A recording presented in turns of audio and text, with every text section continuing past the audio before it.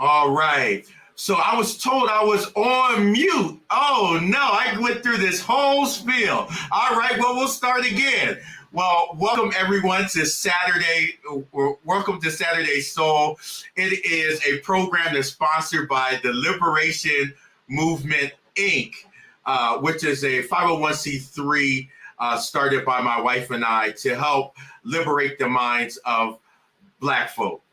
And in particular, we have a special program today. We've brought a great expert to talk about our relationships that we've themed our relationships lost in space. And Dr. Tobias, a therapist, has also brought some friends with her to share information about ways in which we can heal our relationships. So with that, we would ask that you put where you're watching from in the chat. And also, if you can share the link with your family members and friends, if you believe that they could gain something from this topic, we would ask you to please share the link. So with that, for over the last year and a half, we've been thinking about ways in which we could best reach the Black community. And in part, doing some of the research, we came up with a model that shapes the ways in which we do our programming through the liberation movement. And that model has become the Black transformation model, which we will present to you right now. The work of the liberation movement is grounded in the Black transformation model. We believe that there is a 5-step process that will lead to the advancement of our people. These steps inform all work that we engage in. The first step is decolonization, which we define as the holistic process of letting go of colonial practices, values, and culture, adopting and returning to indigenous ways of knowing and being. In other words, a change of mindset centering African ways of thinking and living. The second step is abolition. We define abolition as being willing to fight injustice and dismantle practices, systems, institutions, and power structures. The third step is revolution. I define revolution as a fundamental change from the status quo that facilitates new ways of knowing, being, and operating. The fourth step is liberation. To be liberated is to be free from forms of spiritual, psychological, and physical oppression and captivity. The last step is sovereignty. When we say sovereignty, we are stating that we will be committed to supporting and/or establishing Black-owned and operated institutions. So, we take seriously Romans chapter 12, verse 2, where it says, "Do not conform to the pattern of this world, but be transformed by the renewing of your mind." Black transformation is our assignment, and we are committed to help liberate our people spiritually, socially, and psychologically through educational initiatives.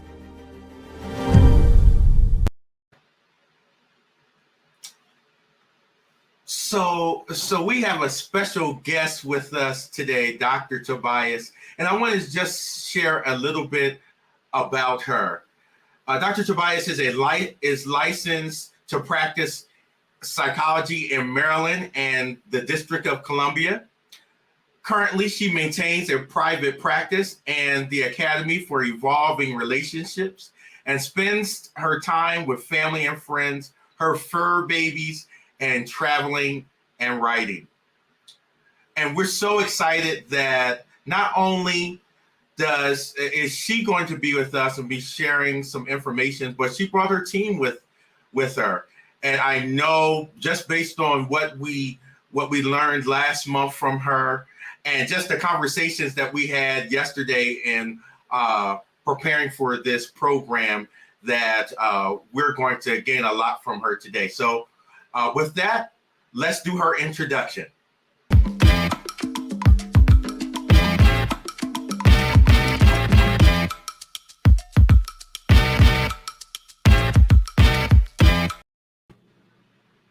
All right, Dr. T, how are you? I'm well. How are you, Dr. Freeman?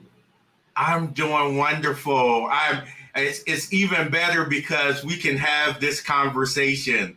Yes, Um, yes. so there's been a lot of discussion this week about Black relationships, in Mhm. particular from the faith perspective. Mhm. Uh, uh, uh, Pastor T.D. Jakes said some controversial things this past Sunday, and there's Ah, been a whole lot of just discussion about how we can as and having Black relationships, how we can work together versus being divided.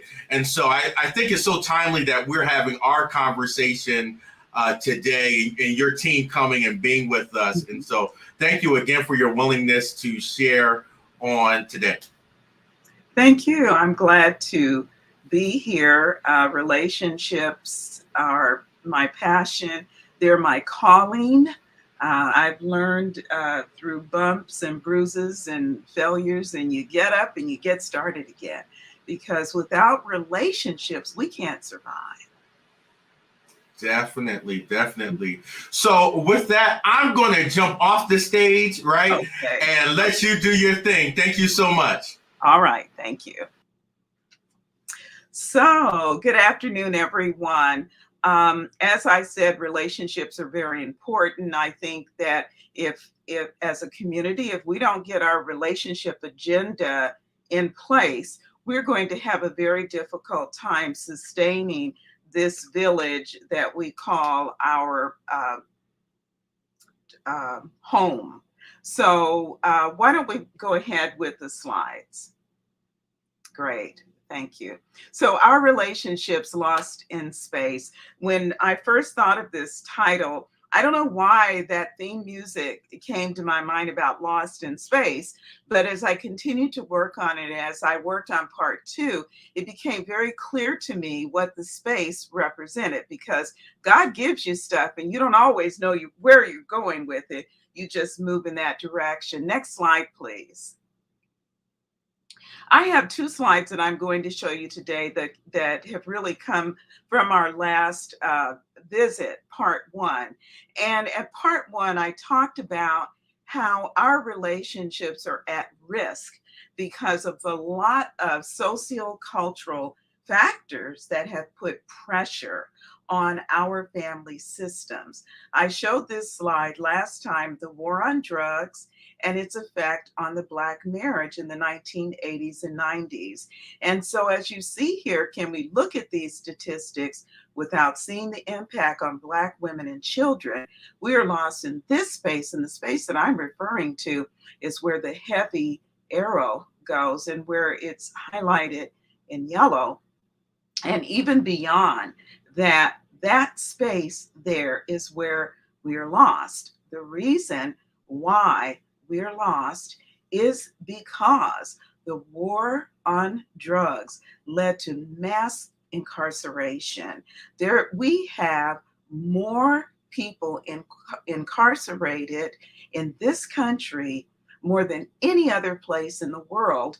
And we all know that the majority of those incarcerated are Black. So that you can understand this slide, the brown line is the line that displays the number of Black men over 35 years of age who never married. So we're looking at 1890, 1900.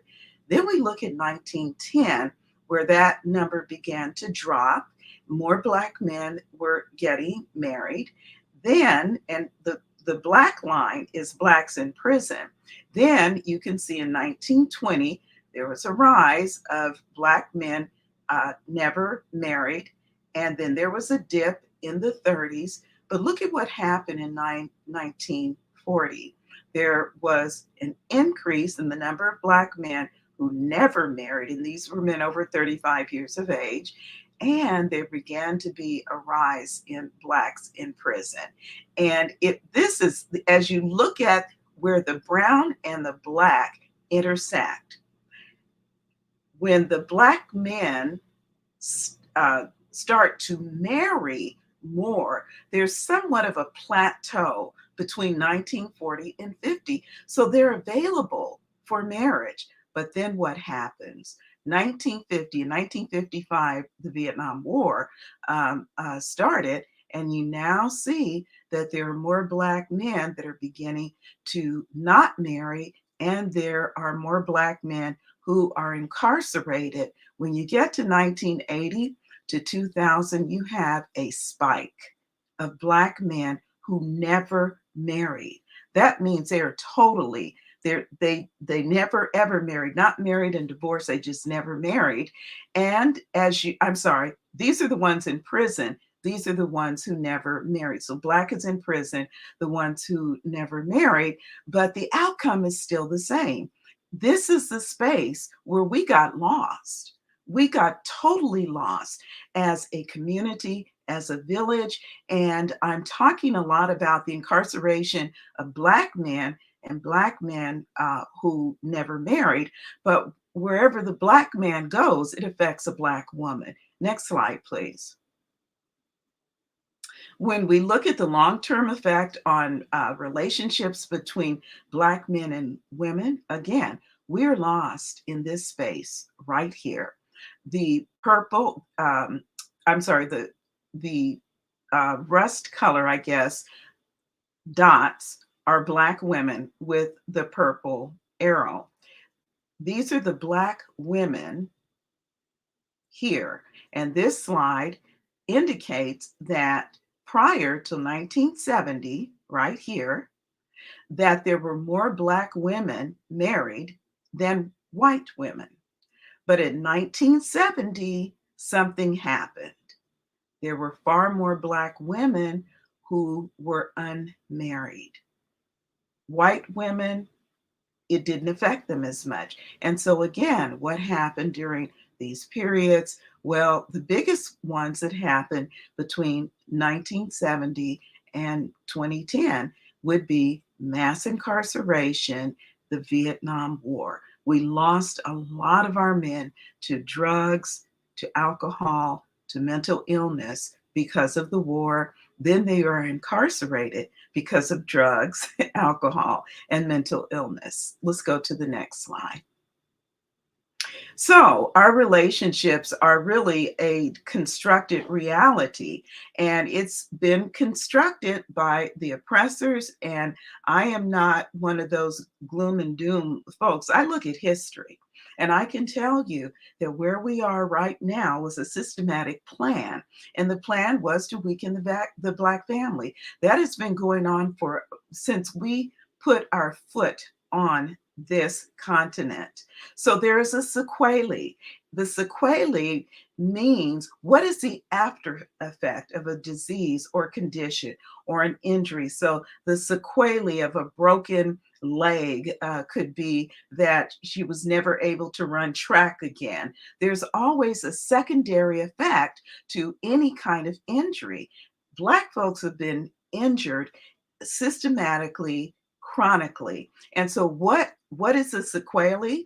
Incarceration, poverty, poor housing, disparity in health, education, economic disparity. And so when you look at what has happened to our families, why are we lost in space?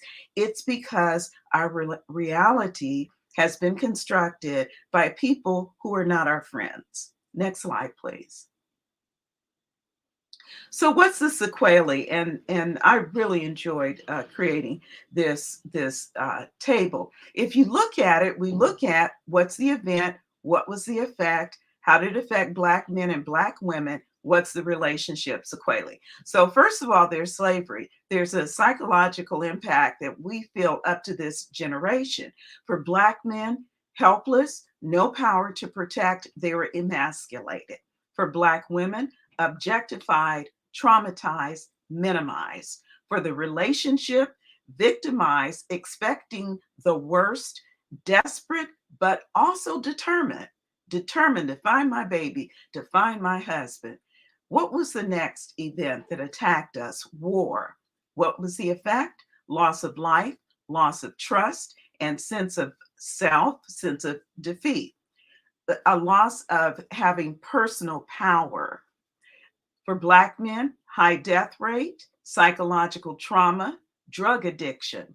For Black women, while Black women also experience the drug and addiction and trauma, there has the way that things have been set up, Black women have been left trying to fill in the gap. And so there's decreased emotional and financial and physical support for Black women.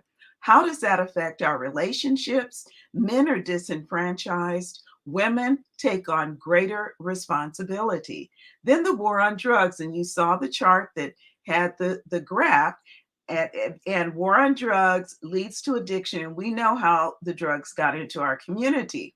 What is the effect? The effect is profound on our relationships. On Black men, they're debilitated, isolated, physically and mentally defeated. For Black women, increased demand to provide stability for self and family. What's the relationship sequelae? Women are more independent in decision making. They have decreased interdependent relationships. How does this affect men?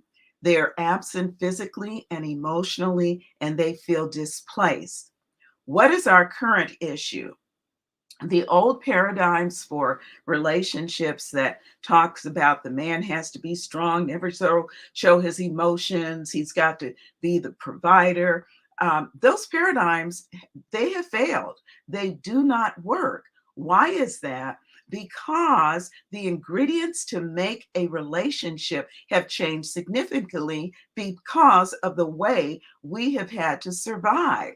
So how has this occurred? How has this affected Black men and Black women? First of all, for Black men, many times when they have been present, but they have lost a place. They sense a loss of place. For example, head of household. There's greater demand for emotional presence. And for most of them, they don't know what that is. And it sounds really scary. They are puzzled when financial support is provided, but it is never enough. The women want something more, something more. It isn't that they want you to make more money. They want you to be more emotionally present. For the women, they're wanting a relationship, but they're angry. They want greater emotional presence, support, and appreciation. And so, how does this affect the relationship? What's the sequelae? The men and the women are lost in that space that I showed you in the arrow because of war, because of drugs, because of a systematic method of disrupting the Black family. And so both men and women are highly defended against harm. A woman doesn't want to be abandoned again. A woman wants to be appreciated for the work that she does. A man wants to know you respect him, wants to know that you need him. But what we're talking about is being able to show up in a vulnerable way with your partner. Next slide, please. So, what is the corrective action? Well, whenever there's a sequelae, before I was a psychologist, I was a nurse, and I can remember the sequelae of certain antibiotics with Stevens-Johnson syndrome, where your skin just flakes off. So I'm always looking for sequelae. What is the corrective action? What is the corrective action for us in terms of being lost in space? First of all, we have to deconstruct colonized thinking. And when I think about colonization, I think about subjugation. Subjugation is hierarchical. One person is in power. Everyone has to go through that person, and that person really says whether you can speak or not speak, whether you can go to school or not go to school, and it does not work for our relationships in this point in time. So we have to create a new paradigm. What is that paradigm? Interdependence, emotional presence. And today I'm really emphasizing vulnerability. So our special guests who will be meeting with us today, they have completed the first half of a course that was offered through the Academy for Evolving Relationships. They will share their journey toward vulnerability in their relationships. And if you can remember what Socrates said, sometimes you have to lose your mind to find it. I tell my clients that a lot of times the stuff that's in the space between your ears has to be lost so you can actually find your mind. So I would like to introduce Larry and Stacy and Morgan and Sal.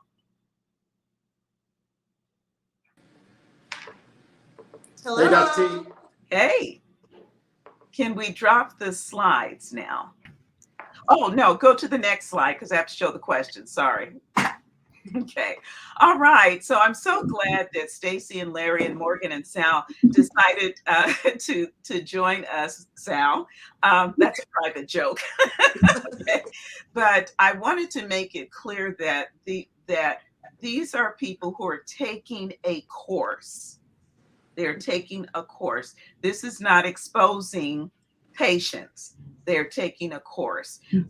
So they are creating a new paradigm with vulnerability. And they know that this path begins with self-knowledge. Many times when people come to me, they want to know, well, are you going to fix him? You're going to fix her? And I say, first, we're going to fix ourselves. So having said that, these are the questions that they will be responding to. One is, prior to your understanding the power of vulnerability, what did you see as the advantage of protecting yourself? So if you guys can take the PowerPoint away so we can actually see the participants. Thank you. All right. Anybody can answer the question. We're just going to have a conversation and have fun. Okay. I think that. So this is Morgan. Hi, I'm Morgan. This is Sal. And that's Stacy and Larry. I think in terms of, I guess, the advantage of protecting myself previously, for me, I want to be liked. I want that sense of love. So for me, prior to, I think, our relationship, it just was, okay, well, let me just keep it in a box. Let me go along with whatever is going on, instead of now understanding that being able to be in communication and being able to be vulnerable and speak when something is bothering me, or just feel protected in that space, really has shown up for me during the process. Okay. So you're talking about people pleasing. Mm-hmm, for sure. Exhaustion. Yes, it's very tiring. And I got to a point where I just did not want to do it. And being in this relationship specifically has kind of taught me that I am allowed to choose myself. And also when I, need to voice whatever my discomfort is, or just anything in general, that I have a safe space to do that in. Yeah. And so some people would say, well, why is people pleasing a problem? Because when you are so focused on other people, the people who are looking at you don't really know you. They don't really know what your needs are. Mm-hmm. And so it is not a transparent, connected relationship. Mm-hmm. All it is just mask. You want me to smile now? Okay, I'll smile. Okay. Do you want to, Larry, since you guys are similar, do you want to respond to what it's like to show up being a people pleaser? Yeah, so I'm Larry, and we talk about being similar is that we have similar personality styles. Mm-hmm. So I'm a people pleaser as well, and that's been a challenge all my life.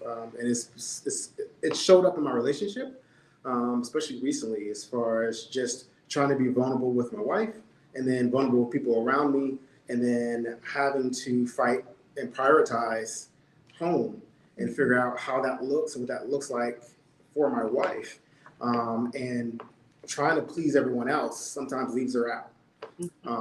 So that's a challenge. And that's something that I've been working on and trying to figure out where that vulnerability lies, and trying to figure out where I can balance it better to help have a better relationship with my spouse.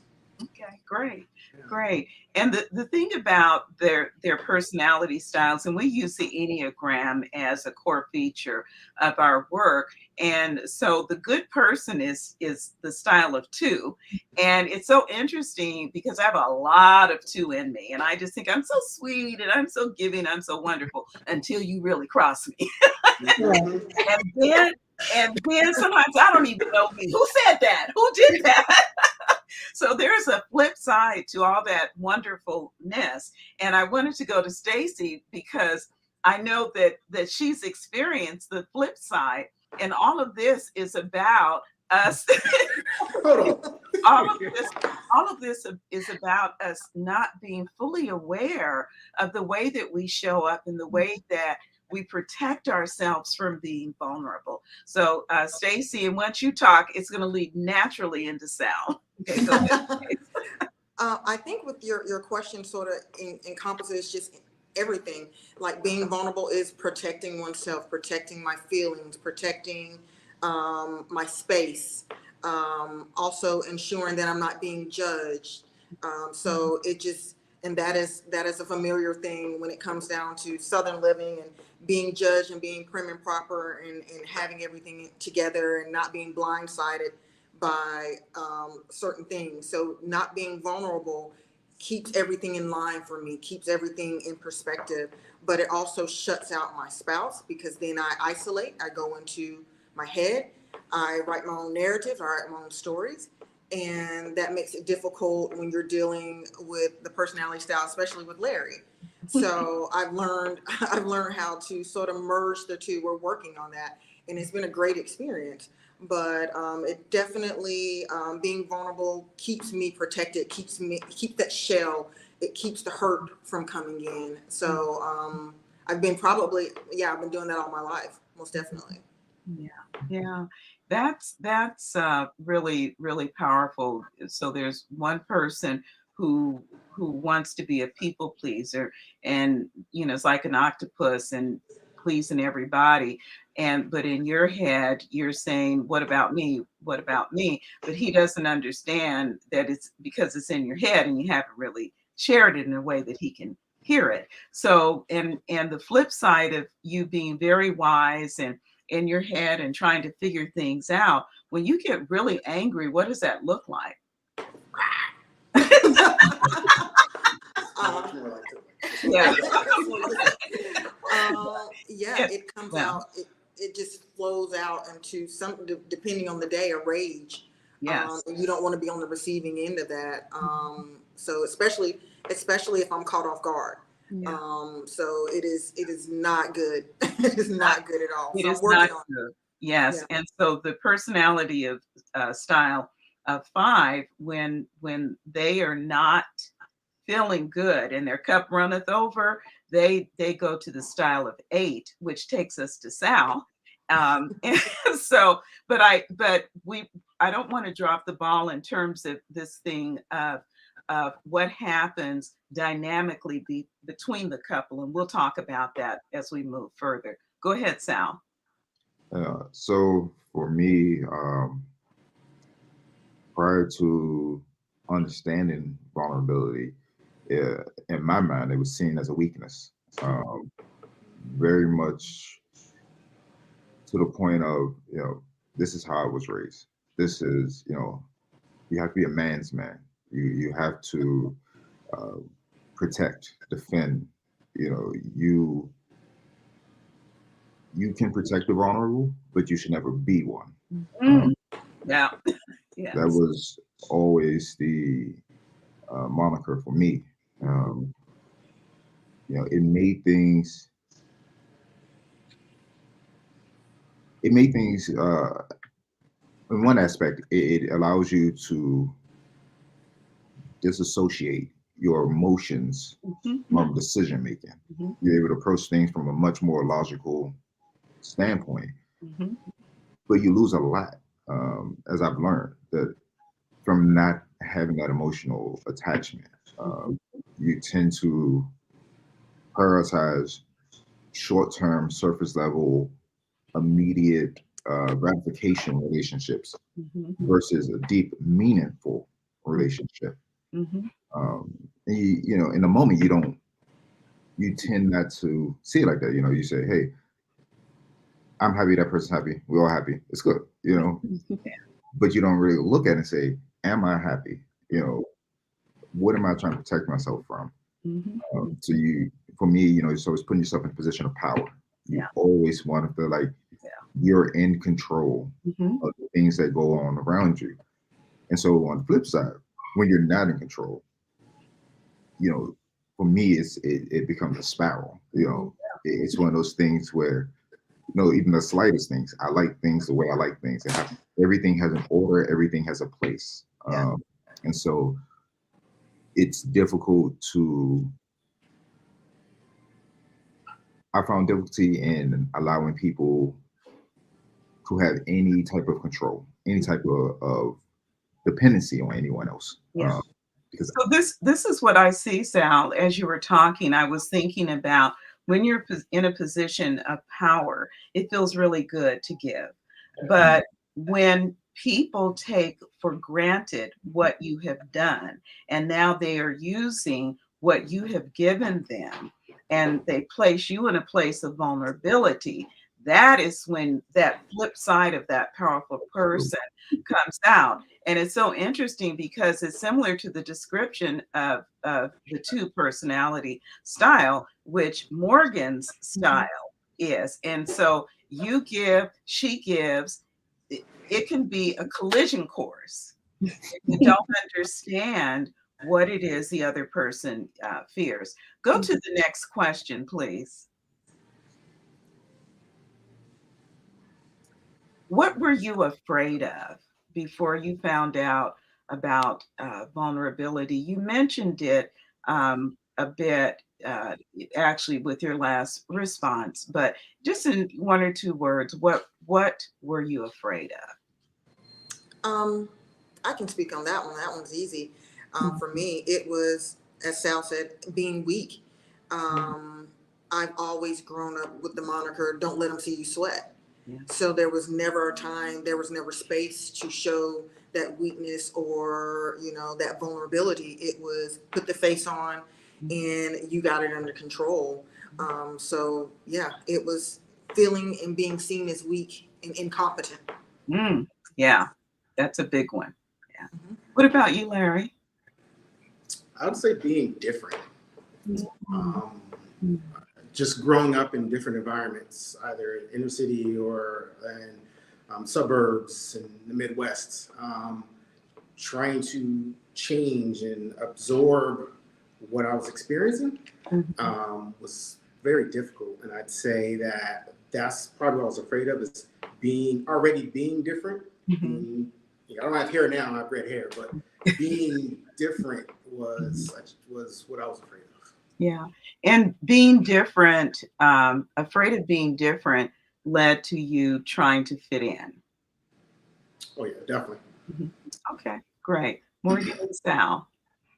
For me, I think it was not being enough, not being loved. I would say that those probably would, uh, they lend to the people pleasing and activities like that for sure. Yeah, not feeling worthy of love, afraid that you would not be worthy of love. Sal? for me, I guess the biggest fear was the feeling of being powerless, not having control. I think also there's a fear of not just being hurt, but of people seeing and knowing that I'm hurt. Ah, yeah. I think that was an embarrassment, shame. You know, I was afraid to be shameful. Right, So I right. think that was big for me. Yeah, I can see that. Yeah. And in a relationship, if you can't show that you've been hurt, then your partner doesn't know they need to correct their actions. So so you perpetuate this thing of being hurt because they think nothing bothers you anyway. Let's go to the next question. How did keeping a wall up help or hinder your relationships? This is just free for all discussion.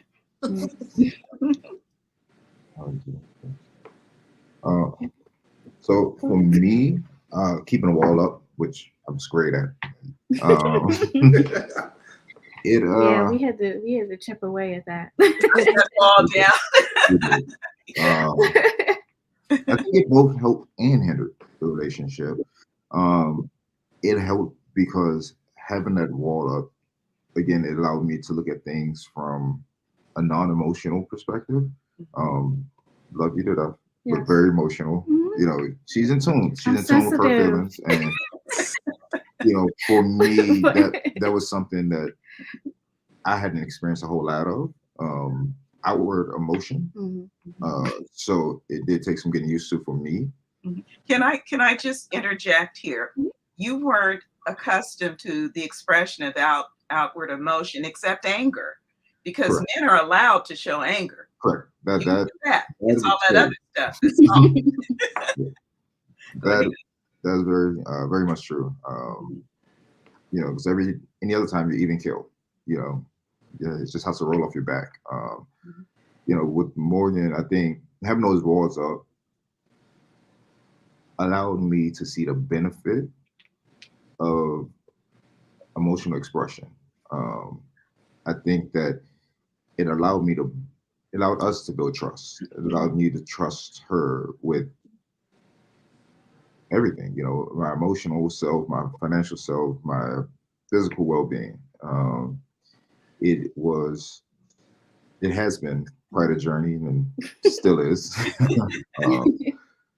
But for me, you know, having those walls up and just being able to reflect from time to time at how far we've come, how much we've been able to build communication within our relationship, because there are times where I just need my peace, where I just need silence, you know.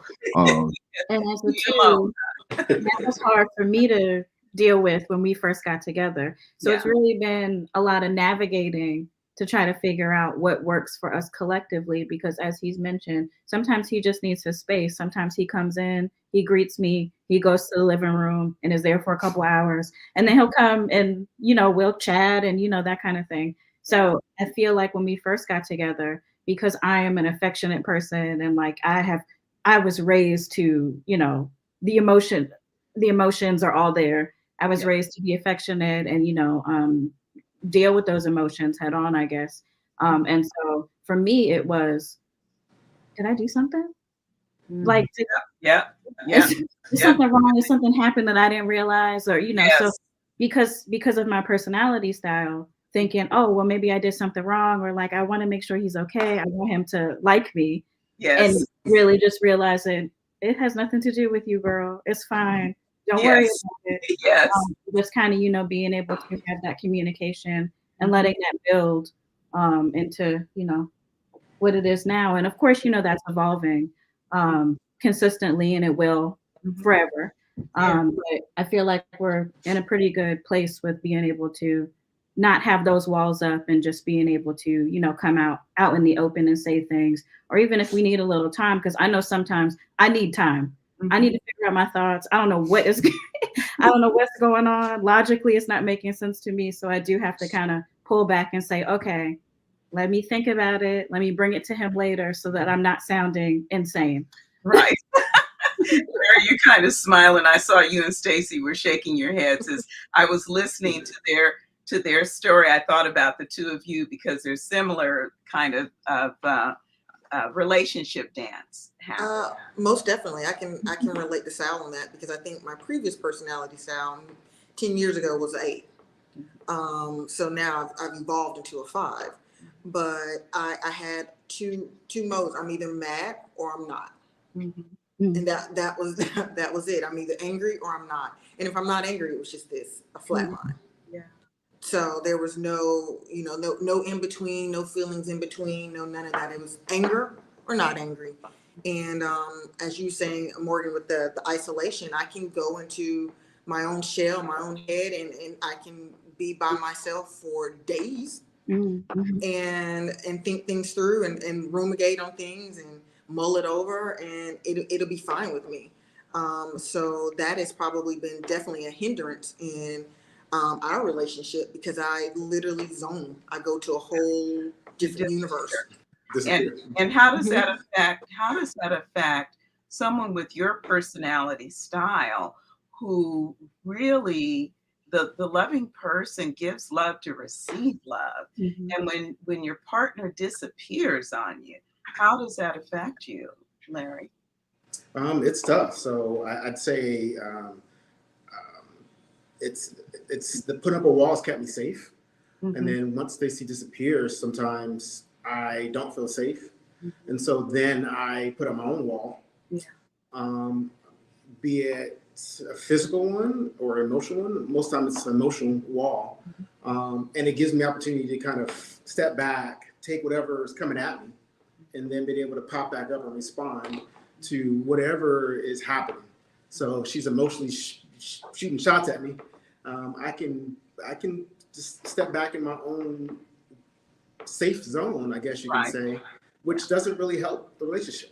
You know, if we both shut down, then we're both just disappearing in our own little corner, with not really. So we need to come back out instead of us fighting each other. We talked about this before in the group with Sal and Morgan as well. It's you know, instead of us fighting each other, we're fighting the world outside of us. So the two of us need to tag team and stop fighting each other and look at turning around and going after whatever the other challenge is. But it's definitely been a challenge for me. Just when I put the wall up, not being able in a specific moment or a time, because I want to gather my thoughts, and I'm also a people pleaser, not to say either what I'm thinking or feeling at that time. So that's something that it's hindered my relationship as far as putting up a wall. Yeah, and I think that I want to also comment that when you go behind the wall, you're doing a lot of completing a story without input from your partner. Correct. And so we go behind our wall and we make sense of it. He said that, and I did. Well, what did I do? I didn't do anything. Well, why would? Well, he didn't even tell me about that. He's trying to really set me up. Well, why is she acting that way? I mean, we just have all of these conversations, and we are not psychotic. Okay. But it feels that way. Sometimes it feels that way. Yes, and sometimes when we come out with our conclusion, we look psychotic because people are saying, "Well, where'd you get that? Where'd you get that?" So the wall can really hinder your relationship. Go to the next. I think I have two more questions. I want to be sure that we get to those. What made you decide to take the risk to be vulnerable? I'll start this one, if you guys don't mind. For me, it was seeing a lack of vulnerability in my family, specifically from the males in my family, as well as as we talked about, the dynamics of the Black family and how the women took over the family, and the way I was raised by my mother and father. That has been something that's been played on me that I didn't. I think the village was broken from the beginning, and the lack of that communication and that vulnerability within our family, has, it leads to different challenges in a relationship. And so trying to really define what those are, what they look like, and then and talk to my family, especially the men, older men in my family, about their vulnerabilities.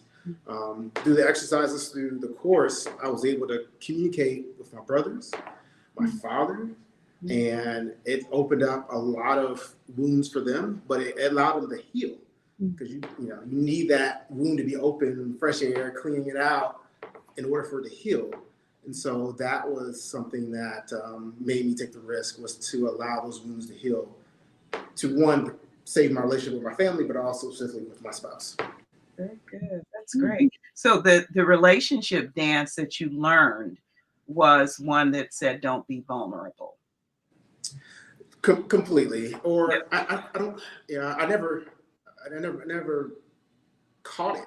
I think you said that before. Yeah. It was never there in front of me taught to be vulnerable, but also it was never taught to how to be vulnerable and how to show up.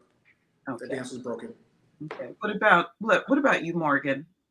I think for me, it was realizing that he was in it with me and that I wasn't doing it alone. I think that really is probably what allowed me to take the risk. I mean, I feel like early in our relationship, we went through a couple of pretty difficult things, and it was just kind of like, okay, you have my back, that's clear. I have your back, that's clear. Okay, we're on a common ground with that. How can we move through and make sure that this thing works, since we're clear that, you know, this is where we want to be and this is, you know, the route that we want to take. So I think that probably. Good. So because I'm mindful of the time, I want to invite our host to come back in as you guys think about how this change in now being vulnerable and being intentional about taking the mask down and learning, taking the mask down and trying to be intentional as you walk, being vulnerable and knowing when you put it back up. Okay. How has this affected your relationship? And Dr. Freeman, you can come in and you can ask questions as well if you would like. Okay, good. Go ahead. If they can respond to that one. I can say it's definitely made us stronger and understand each other a lot more personality wise. You know, like, this is my thought process. Oh, I never knew you. I'm like, this is why I say this, because I think this way. It was the most interesting thing going through this course.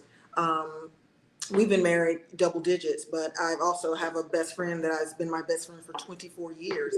And now I'm recognizing that there's so many aspects that I thought I knew this person in and out also that we don't know about each other because we didn't have those conversations. So now we're even now in that relationship, we're having deeper conversations than we've ever had in 24 years of friendship. Yes. And these are formative years of friendship. And the same thing is going on with Larry and I. We're now having deep conversations that take a little bit more thought, that take effort, that are much more intentional instead of the fluff. So now I'm actually learning more about him as a person instead of just, how's your day? He's got that. Thanks. now we're learning things. So Dr. Freeman, do you have questions for us?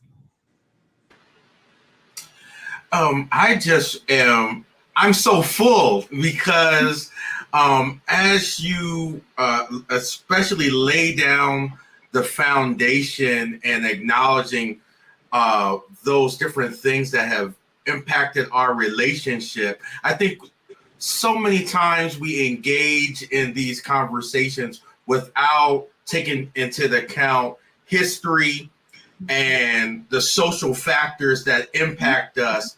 But what I think you did here, what you tied in with bringing both Morgan and Sal and Stacy and Larry, is to allow us to see where we can become whole as a unit again. Yeah. And so I'm just thankful that you guys came and shared transparently your experience and your process. I'm sure there may be others that are watching that want to learn more about your practice, Dr. T, and ways in which they can engage in was it Enneagram? Am I saying that right? Enneagram. Enneagram. Enneagram. Enneagram. Yes. Yes, because I was trying to visualize that as you were talking about. You're an 8. You're those kinds of things. Yeah. So I know that would be a wonderful help to some of our viewers. And so you'll see at the bottom of the screen ways in which you can engage Dr. T if you want to learn more about her practice, and also maybe even join her work that she's doing with different couples. So with that, I just want to thank you all so much for being with us.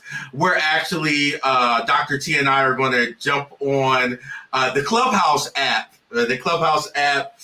so we can discuss more and build upon what we shared in this forum. But again, I want to thank both Morgan and Sal and Stacy and Larry for their willingness to be with us today and to share about your relationships and ways in which you're growing. We're growing together through this process. And I know that our viewers were blessed by what you Can shared. I just say one thing, Jessica? Yes, Sanders, please. Yes, if I ever get in a relationship again, I definitely would want to take her course. So the course is for human beings because we're always in relationship.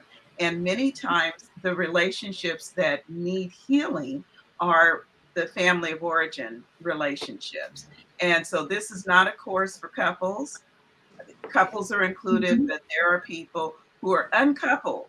And the ones who are uncoupled and they go through, they say, wow, I'm glad I did this now because now I know how to show up in a different way. So thank you for your comment.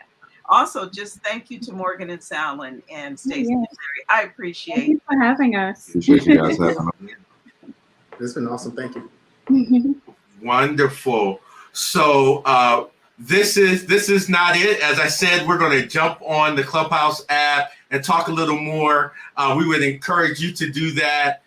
You can download the app on your iPhone or Android phone now. At first it was just iPhone, but now Android. If you look up Clubhouse and you click on that, download it.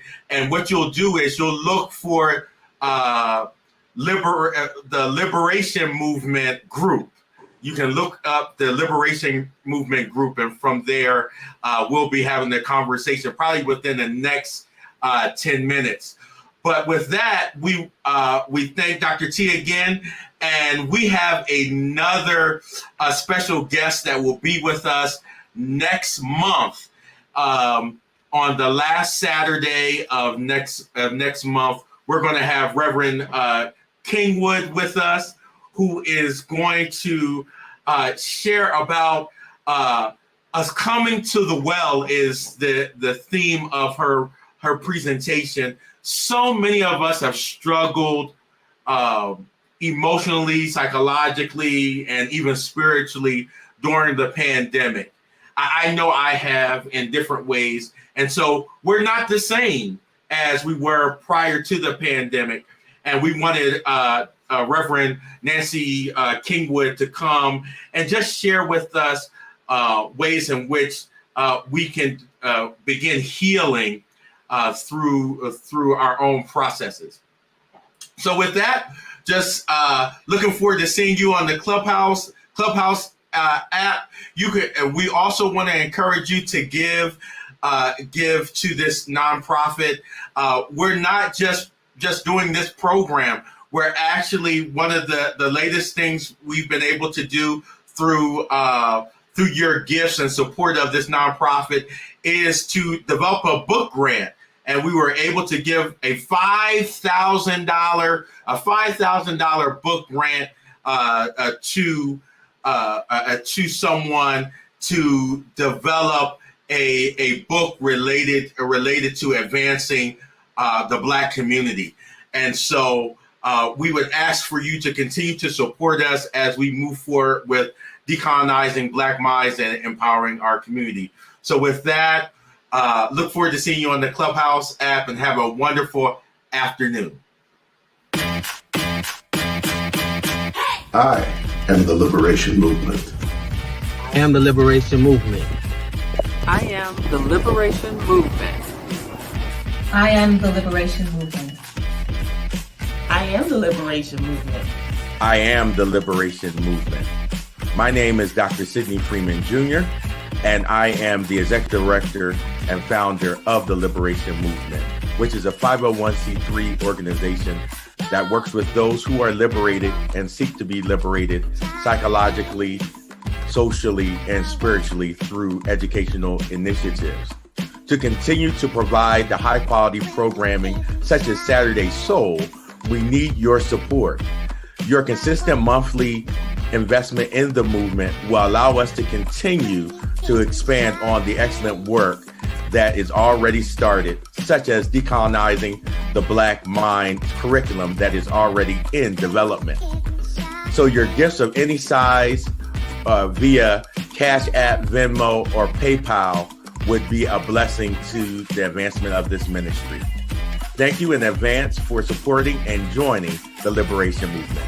Please remember to join Sydney, me, and our special guest today on Clubhouse at 2 p.m. Eastern Standard Time so we can dive deeper into today's topic. See you soon.